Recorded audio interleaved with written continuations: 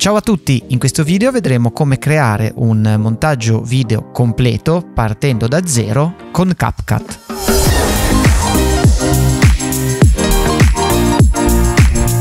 CapCut è uno strumento sempre più utilizzato, soprattutto nella versione mobile, ma esiste anche la versione desktop che è possibile utilizzare anche gratuitamente, che mette a disposizione un ambiente completo per il video editing con anche diverse funzioni molto interessanti. In questo video faremo un montaggio completo ma partendo da zero, quindi per chi lo apre per la prima volta. Ci saranno poi dei video ovviamente più approfonditi su strumenti e tecniche specifiche. Per prima cosa, una volta installato ed effettuato il login, andiamo a creare un progetto completamente nuovo. Normalmente consiglio sempre di utilizzare i software in lingua inglese, soprattutto in questi ambiti di programmi di montaggio, di grafica 2D o 3D, dove la terminologia di base è comunque in inglese e le traduzioni spesso e volentieri in realtà non aiutano più di tanto, anzi nel momento in cui passiamo da un software all'altro, utilizziamo dei plugin che spesso e volentieri sono solo in lingua inglese o comunque dobbiamo lavorare anche con altre persone, è sempre consigliabile imparare fin dall'inizio il termine in lingua originale o comunque in inglese. Tuttavia, visto che questo è un video introduttivo, possiamo ovviamente, per facilitare il primo utilizzo, cambiare lingua e se vogliamo farlo, sia in un senso che nell'altro, ci basta andare in alto nei settings, quindi nelle impostazioni, dove trovate diverse impostazioni importanti del software, tra cui anche, andando su General, la lingua. Quindi se vogliamo possiamo spostarci sull'italiano, salvare e ovviamente il programma verrà riavviato. A questo punto quindi possiamo creare un nuovo progetto cliccando sul pulsante in evidenza e si aprirà effettivamente l'interfaccia di CapCut. L'interfaccia di questo software è molto semplice perché richiama come organizzazione comunque la classica interfaccia di un programma di montaggio, quindi se avete già usato altri software vi ci trovate molto facilmente, come possono essere Premiere, Final Cut, Filmora, DaVinci eccetera. È una interfaccia molto pulita e anche, per così dire, anche più semplice, più semplificata, dove sicuramente dopo il primo utilizzo è facile orientarsi. Come in tutti i software abbiamo in basso la timeline dove andremo a inserire il nostro materiale e a fare effettivamente il montaggio. In alto a sinistra troviamo la sezione dove inserire i file multimediali che faremo fra pochissimo e selezionare eventuali effetti, transizioni eccetera. L'anteprima, quindi la preview video di quello che stiamo facendo, che potremo poi vedere andando in play, e altre finestre come quella dei dettagli o delle impostazioni che saranno più chiare fra poco, dove potremo andare a modificare le impostazioni o i parametri di un effetto eccetera. Ovviamente è tutto personalizzabile, quindi le finestre possono essere trascinate e spostate a piacimento come vedete, ma ci sono anche dei layout già pronti, quindi cliccando in alto vedete che ci sono dei template sulla disposizione delle finestre in base al tipo di utilizzo. Il predefinito va benissimo per iniziare. Se lavoriamo per esempio un formato verticale, abbiamo il layout già pronto dove tutto viene spostato per far spazio all'anteprima verticale. Per iniziare va benissimo il predefinito. Per prendere confidenza quindi andiamo a inserire i file all'interno del nostro progetto. Per prima cosa, questo vale indipendentemente dal software video che utilizzerete, è conveniente creare una cartella per ogni progetto e all'interno di questa cartella mettere tutti i materiali relativi a quel determinato video che stiamo facendo. Nel mio caso, essendo un video più semplice, soltanto due cartelle, una contenente i video che adesso andiamo ad importare e una contenente il file audio, cioè la traccia musicale. Ovviamente nel caso dobbiate utilizzare più camere, potrebbe essere utile dividere tutti i file video per dispositivo di registrazione in modo da avere tutto ordinato. Se abbiamo delle grafiche conviene fare una cartella apposita eccetera. È molto importante perché il software poi prenderà da questa cartella tutti i file e se noi ad esempio utilizziamo qualcosa che abbiamo scaricato dalla cartella download e poi andiamo a pulire quella cartella oppure spostiamo il progetto su un hard disk esterno per aprirlo magari su un altro computer, se quei file non ci sono o cambiano percorso potrebbe essere un problema. A questo punto possiamo fare due cose: o inserire direttamente i file anche trascinandoli, oppure se abbiamo delle cartelle ben organizzate possiamo anche importare direttamente le cartelle e in questo modo ci terrà la suddivisione e sarà più facile anche trovare i file quando abbiamo tantissimo materiale. Nel mio caso ho già audio e video, quindi potrò trovare facilmente i miei materiali. Entrando dentro la cartella video ecco che vediamo le clip, possiamo cliccare su ogni singola clip per vedere subito l'anteprima in play nella preview, abbiamo le informazioni di base come la durata e quindi qua possiamo facilmente visualizzare il file. Possiamo anche fare una primissima selezione perché abbiamo questa maniglia che ci permette di selezionare una singola porzione, quindi di fatto stiamo già tagliando il file ancora prima di inserirlo in timeline e ovviamente poi potremo trascinare in timeline solo la porzione di video che abbiamo selezionato. Quindi andando con ordine inserisco prima una delle mie clip trascinandola all'interno della timeline e questa viene presa per intero. Con la barra spaziatrice andiamo in play, vediamo qua i secondi che scorrono rispetto alla durata totale della mia timeline. Qui che invece abbiamo selezionato soltanto una porzione di video, posso trascinare oppure cliccare sul tasto più per aggiungere alla traccia. Vedete che è stato aggiunto qui all'inizio del video ed è stata aggiunta solo la selezione che ho fatto. Se voglio cambiare la lunghezza ovviamente di una clip è molto semplice perché ci basta andare o all'inizio o alla fine per spostarla, quindi allungarla, e di conseguenza si va ad adeguare anche la posizione delle altre clip, quindi questo è molto intuitivo e molto semplice. Vado a inserire qualche altra clip sempre sulla stessa riga e notate la prima cosa che di default non abbiamo spazi vuoti, cioè se io provo a spostare sempre sulla stessa traccia le mie clip vengono automaticamente eliminati gli spazi vuoti. Questa può essere una cosa positiva o negativa in base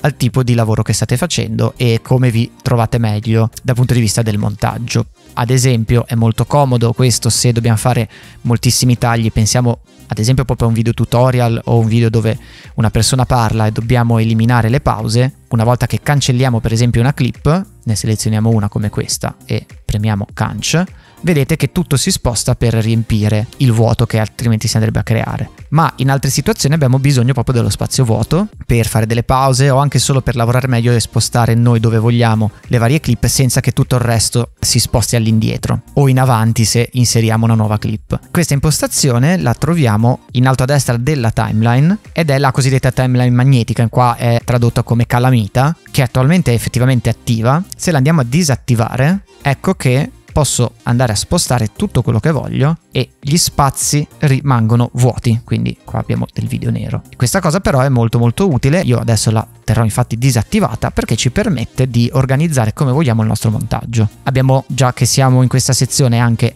altre utilità che sono lo snapping automatico, il che significa che quando dobbiamo ad esempio appiccicare due clip e siamo vicini viene fatto lo snapping in automatico. Se invece vado a toglierlo vedete che ho questo scorrimento più fluido, quindi faccio fatica a farle toccare l'una con l'altra senza però avere la certezza che siano effettivamente adiacenti. Potrei per sbaglio lasciare uno spazio vuoto o per sbaglio sovrappormi e quindi tagliare un pezzo di quella precedente, quindi lo snapping tendenzialmente si tiene attivo nella maggior parte dei casi. Abbiamo poi il collegamento, che è un'altra funzione che può essere utile o meno sempre a livello personale di lavoro e entra in gioco quando abbiamo più tracce una sopra l'altra. Quindi io adesso ho aggiunto materiale tutto nella singola traccia, ma chiaramente essendo montaggio video io potrei aggiungere nuovo materiale ad esempio nella seconda traccia. Sappiamo ovviamente che la traccia che sta sopra è quella che si vede effettivamente e va eventualmente a coprire quella sotto nel caso ci siano delle sovrapposizioni. Infatti qua vediamo la traccia del drone, mentre se torniamo indietro vediamo la scena del treno. Però avere più tracce ci serve perché ci permette poi di fare delle fusioni, delle sovrapposizioni, eccetera. Ora che ho attiva la funzione del collegamento, quello che succede è che se io voglio spostare questa clip la posso spostare, ma mi viene dietro tutto quello che è sulla stessa colonna, per così dire. Quindi anche se abbiamo più tracce, se io sposto quella di base mi viene dietro tutto, cosa molto comoda quando abbiamo dei blocchi interi da spostare, mentre vedete che non si sposta quella superiore, vince sempre quella che è sotto. Se ne avessi tre una sopra l'altra forse è più chiaro perché vedete che si sposta tutto. Però di nuovo se voglio avere piena libertà posso andare a disattivare il collegamento e a questo punto io sposto liberamente le mie clip singolarmente e non si influenzano a vicenda. Abbiamo poi quest'ultima funzione, noi abbiamo il cursore, quindi questo asse appunto che si sposta, che ci dice quello che stiamo effettivamente guardando, dove ci troviamo all'interno del video. Ma attivando questa funzione abbiamo un cursore di anteprima, cioè prima di cliccare sul punto noi vediamo effettivamente dove ci troviamo con il mouse. Ovviamente posso cliccare sulla timeline dove ci sono i secondi qua in alto per spostare il cursore vero e proprio. Nel mio caso la lascerò disattivata. Poi abbiamo ovviamente lo zoom della timeline che possiamo utilizzare qui e anche la possibilità di adattare lo zoom al contenuto effettivo. Quindi queste sono le impostazioni base della timeline. Dopodiché ovviamente avremo la necessità di iniziare a editare questi filmati. Decidiamo quali immagini utilizzare per prime. Potete per esempio usare questa come prima immagine, magari poi ci metteremo un titolo che si presta molto bene. A questo punto io potrei tagliarla accorciandola come abbiamo fatto prima, oppure facendo proprio un vero e proprio taglio, e gli strumenti li troviamo qui. Abbiamo la divisione, CTRL B, per dividere la clip in due separate. Quindi possiamo riutilizzare questo spezzone, oppure se non ci interessa lo cancelliamo. E questo è un primo modo. Poi abbiamo dividi ed elimina, che fa questa operazione automaticamente. Quindi faccio CTRL Z per tornare indietro, così possiamo rifarla. Con dividi ed elimina a sinistra, naturalmente, ci sarà la divisione della clip e l'eliminazione di quello che viene prima. Viceversa, elimina a destra, eliminerà quello che viene dopo il cursore. Anche con il tasto Q e W possiamo fare esattamente la stessa operazione. Poi abbiamo ovviamente qui altre impostazioni molto semplici da esplorare, queste le potete provare automaticamente, come l'eliminazione, il marker che ci dà semplicemente un punto di riferimento, una specie di etichetta che possiamo usare per segnarci dei punti nello specifico, specchiare l'immagine, ruotare l'immagine, ma questo vedremo anche fra poco un altro modo per farlo, ritagliare l'immagine, quindi cliccando possiamo ritagliare l'immagine rispetto all'originale, se è quello che ci interessa, eventualmente anche ruotarla. Ecco, vedete che l'immagine è stata tagliata, ora non mi interessa, quindi torno indietro, eccetera. Anche molto importante il tipo di selezione. Noi adesso siamo in modalità selezione A per selezionare le clip, spostarle e lavorarci,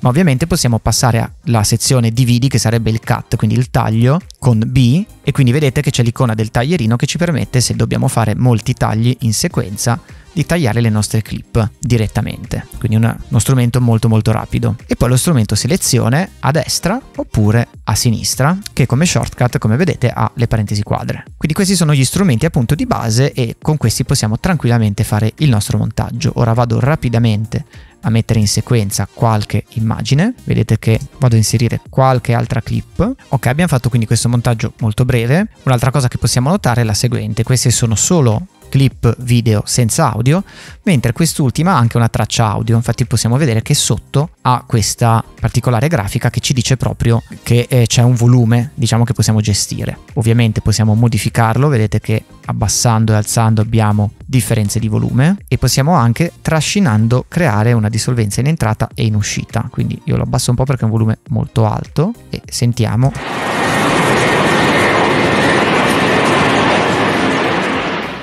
che ha creato effettivamente la dissolvenza. Ogni traccia poi ha le impostazioni, ad esempio se vogliamo silenziarla completamente, quindi non sentiremo assolutamente nessun audio, anche se è presente, quindi è una cosa che può essere definitiva o momentanea in base a quello che ci serve. Possiamo anche disattivarla proprio, quindi tutto rimarrà montato, ma non vedremo nulla di quella traccia. Oppure bloccarla, cioè evitare per sbaglio di modificarla se poi dobbiamo lavorare sulle tracce più in alto, per esempio, e quindi per sbaglio magari potremmo spostare o cancellare qualcosa, invece bloccando la traccia tutto rimane sicuro e non modificabile. Poi possiamo aumentare la dimensione di visualizzazione della singola traccia, così ci permette anche di vedere magari meglio l'anteprima che c'è all'interno e capire quali clip stiamo utilizzando, oppure se abbiamo bisogno di spazio possiamo comprimerla. A questo punto io vado anche a inserire la traccia audio che avevo già predisposto, quindi torno nei miei file multimediali, vado diciamo nella cartella madre, ecco che abbiamo la traccia audio che possiamo sentire anche. Se clicchiamo qui sull'anteprima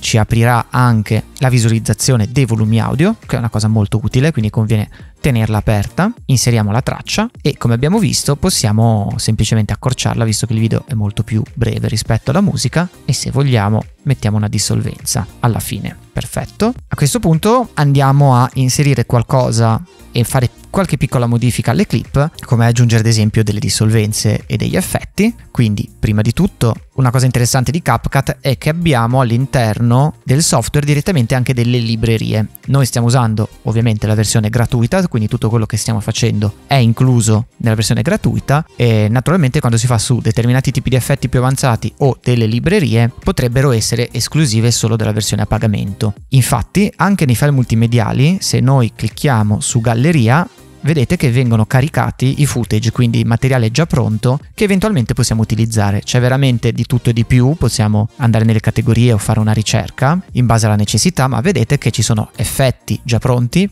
Ad esempio un conto alla rovescia lo vado a inserire e vedete che me lo trovo già pronto all'interno del mio progetto, oppure dei video che sono solo per la versione a pagamento e sono comunque contrassegnati come pro. Quindi io magari li potrò comunque vedere e inserire, ma chiaramente poi non potrò esportare il filmato con all'interno questo tipo di materiale che è a pagamento. Però lo posso comunque testare, questa comunque è una cosa interessante anche per farsi un'idea se ci può servire o meno la versione a pagamento. Stessa cosa per l'audio, quindi io ho già una traccia audio, ma posso andare a cercare delle altre tracce musicali divise anche qua per categoria. Quindi vedete qua ce ne sono veramente tante, alcune anche gratuite. Quindi da questo punto di vista effettivamente è molto comodo, perché non dobbiamo uscire dal software per cercare eventuali ulteriori materiali. Andiamo nei testi invece per mettere ad esempio un titolo iniziale. Vediamo cosa c'è a disposizione.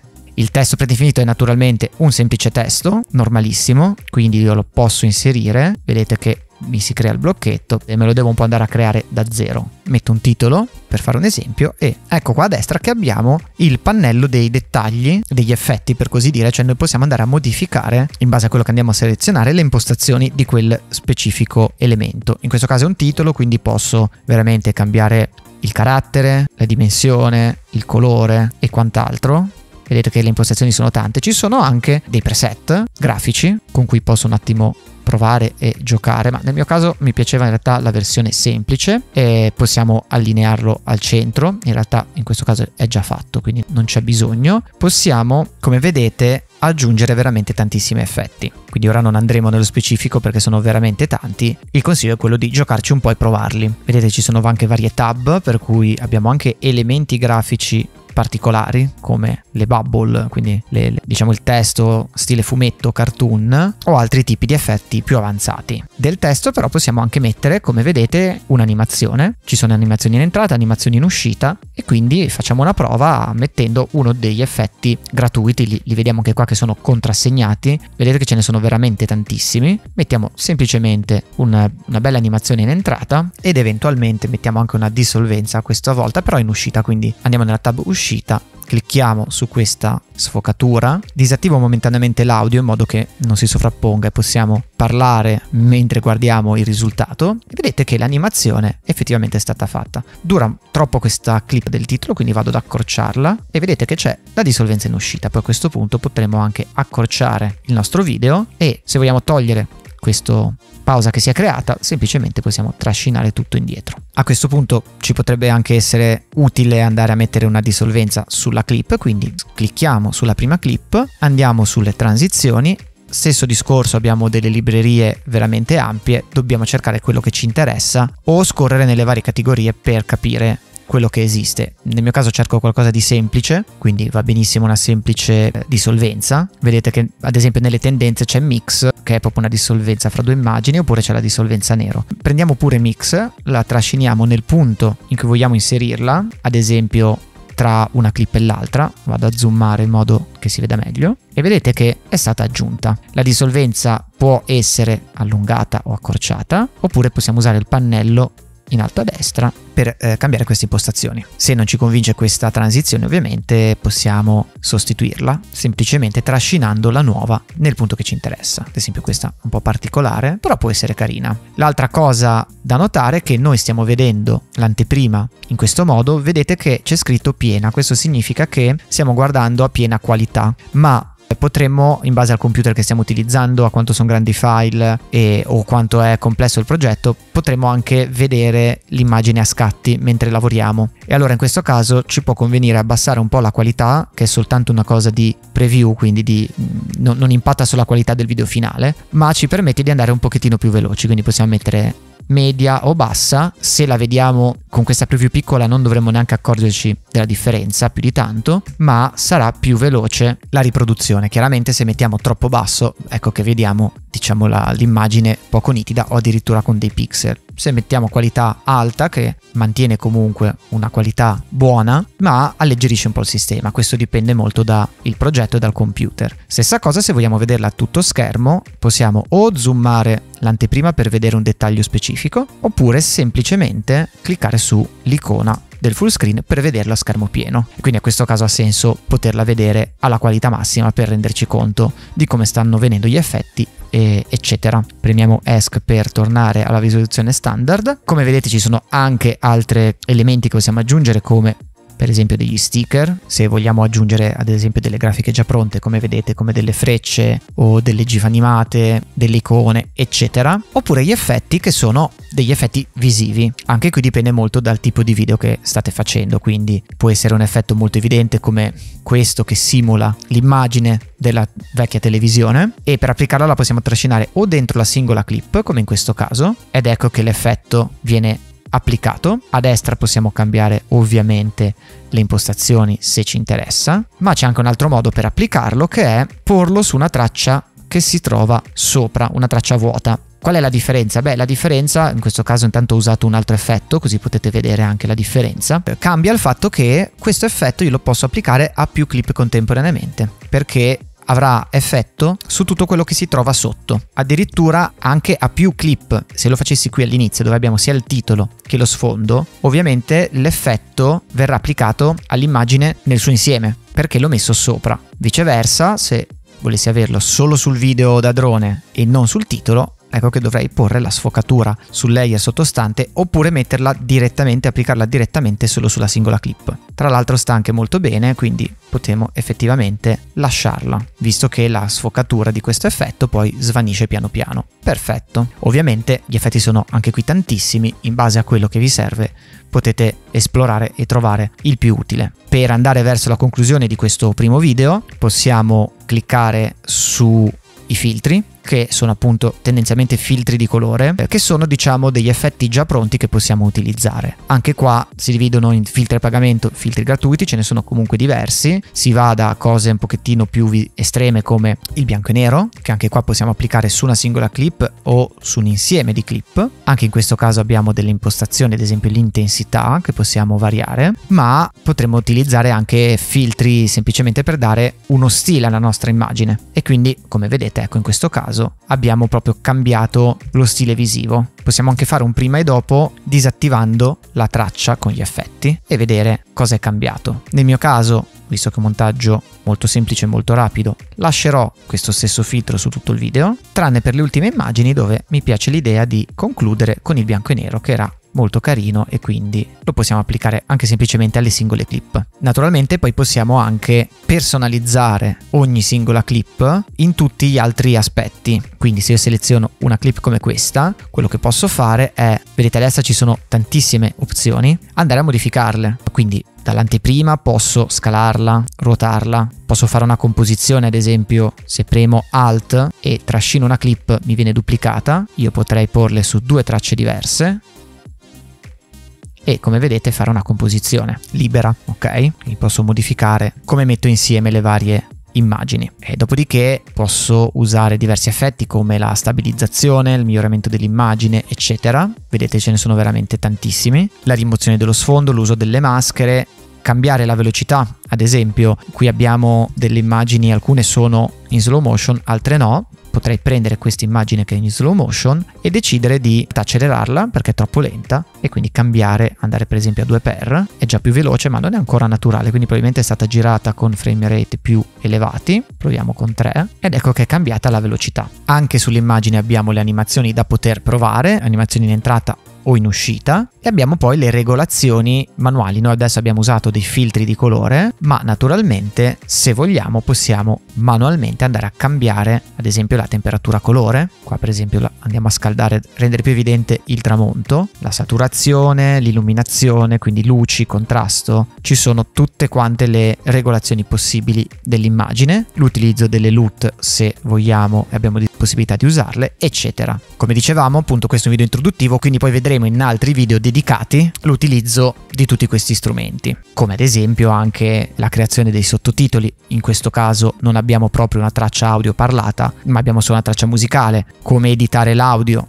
eccetera. Una volta che abbiamo finito il nostro montaggio, possiamo andare ad esportare il risultato finale. Quindi clicchiamo esporta. Se ci interessa avere anche una copertina, un'altra cosa interessante di CapCut è che abbiamo la possibilità di generare o creare direttamente qua dentro una copertina, ad esempio per YouTube o per i Reel. Ci sono già tantissimi preset pronti da utilizzare. Nel mio caso non mi interessa, e quindi quello che dobbiamo andare a fare è semplicemente selezionare la cartella di esportazione. Anche qui vi consiglio di sempre lavorare nella vostra cartella progetto. Fate una cartella di esportazione, chiamatela come volete, e vi salvate il video finito. La filigrana ovviamente può essere disattivata anche nella versione gratuita, e il formato dipende ovviamente da quello che vi serve. Nel mio caso io avevo immagini miste, alcune in Full HD, altre in 4K, quindi preferisco esportare direttamente in Full HD, quindi adeguarmi all'immagine che ha minore risoluzione. Il bitrate sarebbe di fatto la qualità effettiva del mio file, quindi più bassa si vedrà un po' peggio ma sarà molto più leggera, più alta si vedrà meglio ma sarà anche più pesante. Se non sapete che valori mettere, lasciate tranquillamente quelli consigliati. Stessa cosa per il codec, quindi il tipo di codifica. L'H264 è il più comune, più utilizzato, e quindi è compatibile ormai con qualsiasi tipo di dispositivo, piattaforma, e il più recente è l'HVC, che è più ottimizzato e quindi potete tranquillamente usarlo. Se volete andare sul sicuro andate su l'H264. E poi ovviamente il formato, in questo caso ci dà la scelta fra MOV MP4 e il numero di fotogrammi in base a come sono stati girati. Questi sono footage che sono tutti almeno a 30 fotogrammi al secondo, e quindi va bene lasciare quello che ci suggerisce di default. Clicchiamo su esporta e a questo punto attendiamo l'elaborazione, che può essere più o meno lunga in base alla lunghezza e alla pesantezza degli effetti che abbiamo usato, e il nostro video è stato salvato. Possiamo aprirlo nella cartella cliccando qui, oppure semplicemente andando a vedere quello che è stato fatto. Abbiamo un video di 30 mega, è molto corto, è sotto il minuto. Abbiamo lasciato una qualità buona, quindi non è né troppo pesante, ma ha anche una qualità adeguata, non si vede particolarmente la compressione, e se vogliamo possiamo anche esportarlo direttamente, essendo CapCut appunto direttamente per TikTok, ma possiamo anche collegarci a YouTube e quindi fare direttamente tutto da qui. Ci sono anche poi delle opzioni più dedicate alla versione Pro per convertire il video ad esempio in formato verticale proprio per le varie piattaforme, eccetera. Quindi questo era un video introduttivo per chi apre per la prima volta CapCut, ma per partire da zero e arrivare comunque con un montaggio completo, quindi un video editato. E come già detto ci saranno poi altri video dedicati a funzioni specifiche o altre tipologie di contenuti che si possono fare con questo software in versione desktop. Come al solito fatemi sapere nei commenti se il video vi è stato utile, e noi ci vediamo al prossimo tutorial.